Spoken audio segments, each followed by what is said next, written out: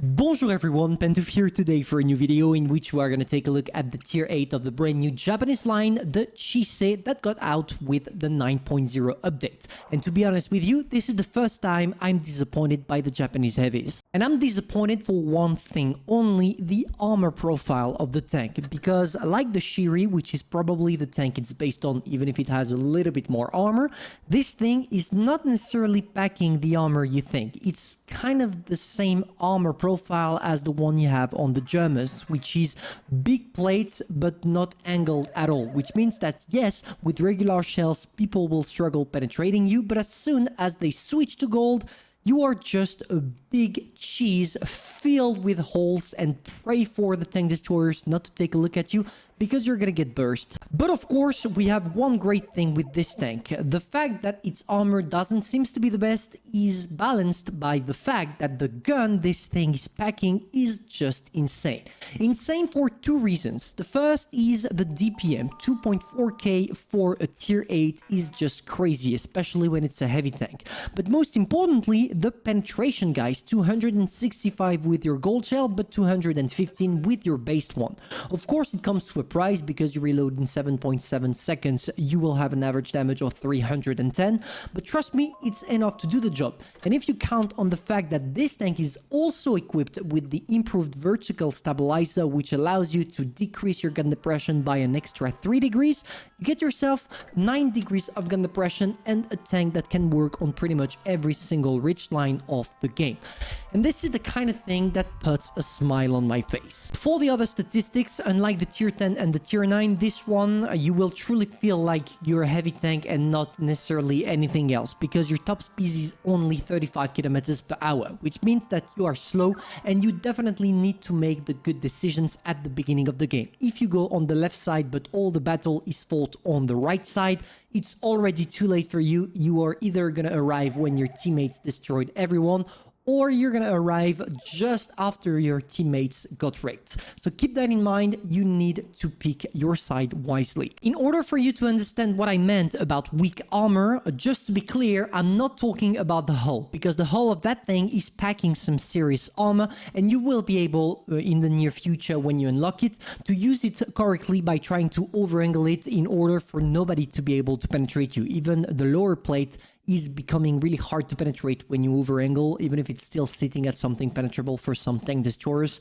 But for the vast majority of tanks you're going to encounter, you are just a big pile of armor on the hull. But when you take a look at the turret, things are going to change, because here you only have 268 only. I mean, it's a good armor, but if the guy in front of you has enough brain cells and doesn't want to bother with the bounces, he just has to switch to gold shell and he will penetrate you. At least most tier 8 tanks will penetrate you with gold shells. But if you are playing against tier 7, you can do whatever you want. You will just completely destroy them. And another thing to keep in mind, as the rooftop of that tank is quite easy to penetrate, just angling it a little bit will allow your opponents to penetrate. So be careful with this. If you are using all your gun depression, for me it's going to be an extra 9 degrees instead of the 6. So I'm probably going to be sitting at something like that. You see that, well, this armor becomes good again and you can use it. But yeah, keep in mind that with this tank, you want to stay in front of your opponents. You don't want to angle it at all, because as soon as you angle, you get penetrated in the side of the turret, but also in the side here if you are truly unlucky, especially this area right there, because as you can see, it's only 226 millimeter thick. But as the tank is just released, you can probably try to bait people into shooting at this area when you are side scraping. So in definitive, if I had to summarize what I don't like about the tank, but also what makes it balanced, is the fact that it's a great tank if you are playing against a tier 8 and they are not using gold shells, because nobody will penetrate you, but all your armor is just thrown away if you are encountering anything with 260 millimeters of penetration or above at tier 8 or at tier 9, which means that it's going to be a situational tank. It's going to be the one that pushed through breaks barrier when you are top tier, but you'll have to play it carefully and maybe play more as support and just push when it's the good moment rather than whenever you want when you are playing bottom tier. Here is the perfect example of what I want to show you. Here you see as I just unlocked the tank, I'm top tier. But I'm top tier with some tank destroyers and especially the RHM, which means that against all the others, except for the Shisei that has the same penetration as me. But for the others, I know that I will be able to bounce them, or at least on paper, I should be able to bounce them. But at the same time, I need to be careful about the RHM, because if he decides to switch to gold shells, which are featuring something like 350 millimeters of penetration, I'm just gonna get my cheeks clapped, even if I only show my turret, which is not necessarily the case of tanks like an Object 252U, an IS-6, no, maybe IS-6 can get penetrated, but IS-3, Object 252U, etc, etc. So let's see how it goes for us. As you can see at the beginning, we are lucky to bounce some shells because they all went straight into our turret. But as I have 9 degrees of gun depression, it allows me to be flexible. And this flexibility I get from the amazing idea Wargaming had of putting equipments lowering down the gun depression. I'm gonna use it all the way because, well, even if I'm telling the light go spot, at one point I'm gonna get too bothered by it and I'm just gonna make justice to myself and push forward.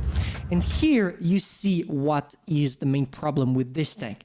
I just switched to gold shells, and even if, yes, the hull is still impenetrable, for the side of the turret, it just becomes butter, and the whole play your tank in all-down mode doesn't work anymore.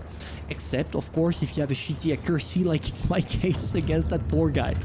Something I forgot to mention, by the way, in the statistics part of this video is that this tank right there has a terrible accuracy or terrible aim time, which means that you need to really wait for your focus to be completely loaded before doing anything else.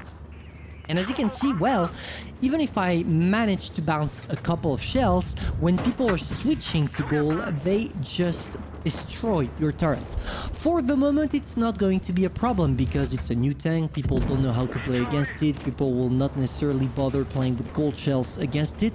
But as soon as people will understand that this tank becomes butter in the turret when you are using gold shell, you can be sure that it's not going to be a memorizable tank, it's just going to be the grinding tank you need in order to get to the Type 71, but not necessarily nothing else. So I'm expecting maybe this tank to receive a nerf somewhere plus a buff in the future in order to correct that, but I might be wrong. So there we go, let's see how it goes for us right now. I'm trying to play aggressively on the Shisei, but unfortunately, as I told you, your hull and the hull of the Shisei in general is truly strong. If the first thing your opponents see and therefore shoot at is your hull, you should not struggle and you should be able to get a couple of bounces like it was the case with the guy that just died. But for the rest, when you need to expose your tank totally, things are going to be a little bit different and you should be careful. So what are we going to do now? We're sitting at nearly 1.9k damage. I see that there is a Shisei that is a one-shot, a Karinavan that is a one-shot, and I'm thinking, okay, the Karinavan is going to do the mistake, I'm going to wait for him. I just snap it out of existence, and knowing that I have 7.7 seconds of reload time, I know that I can also push the Shisei, which is a great advantage of a Shisei I did not talk about enough in my opinion. But the gun on that thing, guys, the gun that thing is packing is truly amazing. 2.4k DPM for heavy at tier 8 is just something we never saw in the past, or if we saw it, it was nerfed. So yeah, in definitive, you get yourself the best version of an AMX 5100 gun, because yes, you don't have the auto reloading mechanism, but 7.7 seconds of reload is definitely not a lot. And here you see the second problem with the Shisei. You can't be alone for two reasons. The first is people can easily circle you because of your poor mobility. And the second one is, and something you didn't see too much in this replay unfortunately, your engine is truly horrible. Your engine is something that will lower you down because it's gonna break every time you take a shot in the lower part of the hull. And yeah, it's upsetting on the long term. Maybe it's just me being unlucky, but that's how I felt about the tank. So here I had to wait for the Helsing to come across, kill it, and push back because I knew the HE of the RHM would have killed me. But at the end, we got the victory, only 2.4k damage. But you saw that with the tank, even if on paper it's quite armored, we took a couple of shells. I just want to highlight this to you guys. I just want to highlight the tank at the end of the replay so you see how many shots I took and how many shots penetrated, because right now when we take a look at it, we see that we got penetrated on the side by an HE, we got penetrated into the turret because of how weak it is against gold shell, and we got penetrated once again on the turret on the other side. I'm not counting this one because it's an HE mark, but just take a look at that. Your turret becomes useless, as I just told you, when people are switching to gold shell, and this is something to keep in mind. On top of that, you have a cupola, but as it's truly small, if you are not at short range, I don't think that people will bother. They will just switch to gold shell and get the best out of your turret. So in definitive, I do not think that this tank is bad. In my opinion, it's a great tank featuring a great gun and a good armor, as long as you're not playing against people that are spamming gold. But the fact that as a good player, I'm spamming gold every time I can penetrate, I know that this thing will not necessarily be useful against me. But it's situational. It's either the enemies are not using gold shell and you're just going to be the king of the hill, or everyone is spamming gold and you're just gonna be a piece of butter. The choice is yours, but at least props to Wargaming for making this tank balanced. Well, I hope they are going to continue doing so with the future lines. So if you enjoyed, feel free to subscribe, like, and share. Tell me in the comments what you think about the tank. Did you get it yet? And if you did, do you enjoy it? And personally, I'm going to see you soon for a new video. Bye.